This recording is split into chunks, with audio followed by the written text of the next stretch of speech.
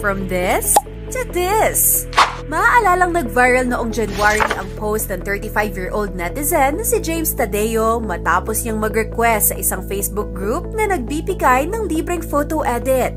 Sa post ni James, ipina-edit niya ang kanyang cleft lip dahil nais niyang makita ang itsura niya kung sakaling walang deformity ang kanyang bibig. Maraming netizens ang nag-edit at isa na rito si Marimar Aquino, ang uploader ng viral post.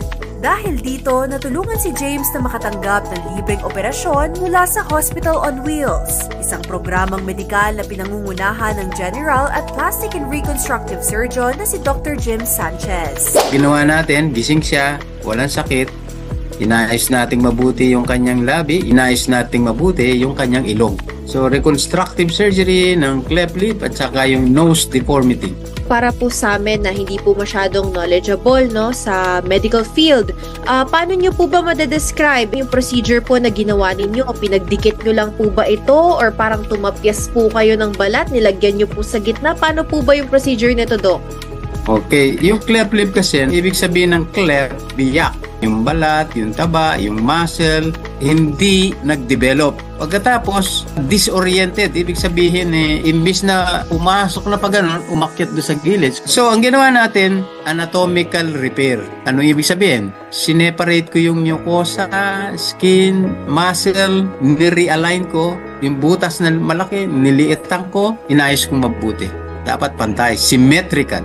Dagdag pa ni Doc, inaasahang gagaling na si James after 2 weeks lang. Kumbaga makakapagsalita na po siya na dire-diretso, wala na pong kirot, ganun, Doc. Pwede na makipag lips to lips.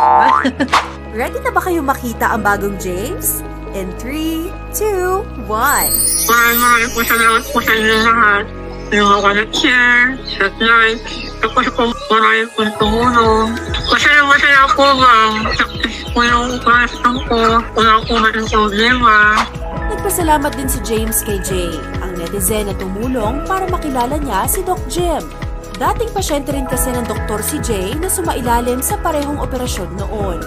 Kaya na makita niya ang viral post ni James, hindi siya nagdalawang isip na tumulong. Bagaman nag-aalangan noong una, nilakasan ni James ang loob niyang magpa-opera. Hindi lang daw kasi ito para sa kanyang sarili, kundi para rin sa nag-iisang anak nila ng kanyang ex-wife. Ayon kay James, madalas daw mabuli ang anak niya dahil sa kanyang kondisyon noon. Ito po sa anak ko, ito na yung papa mo, hindi ka nanunukuhan sa school ng mga bata. Ngayon po, okay na po, masaya na po ako. Ito, wala na po sakit. Kapag tuluyan ng gumaling, isa sa ilalim pa raw si James ng speech therapy para maayos ang kanyang pananalita. Doc Jim, maraming po salamat sa inyo. Inakabahan pa ako nun pero sabi niya, relax ka lang. Matatapos niya, umana. Pinalakas ko yung loob ko nito. Sana po, marami po kayong matulungan na kaya po may kapalisanan. Inaanyayahan naman ni Doc Jim ang mga kapatid nating nangangailangan ng tulong medikal na dumalo sa pagbubukas ng kanilang free clinic sa Payatas Peak, Quezon City. Gaganapin to March 15 alas 7 ng umaga at after ng groundbreaking, mag-hold kami ng surgical, medical, dental, optical mission. So yan na magiging new home ng Hospital on Wheels.